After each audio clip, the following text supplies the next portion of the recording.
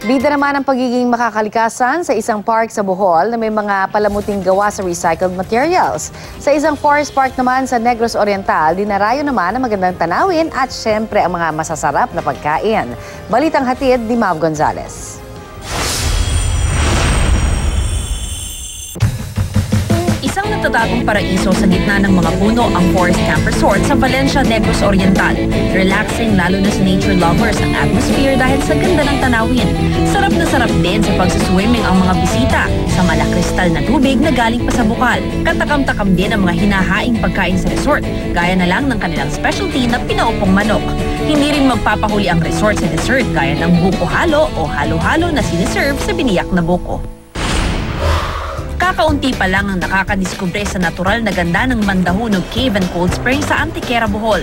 Suwak ito sa mga naghahanap ng libre pero hindi pa mataong pasyalan. Buong araw pwede magpalamig dito. Pwedeng mag-relax lang at magpamasahe sa umaagos na tubig o di kaya mag-dive ng walang sawa mula sa malalaking bato.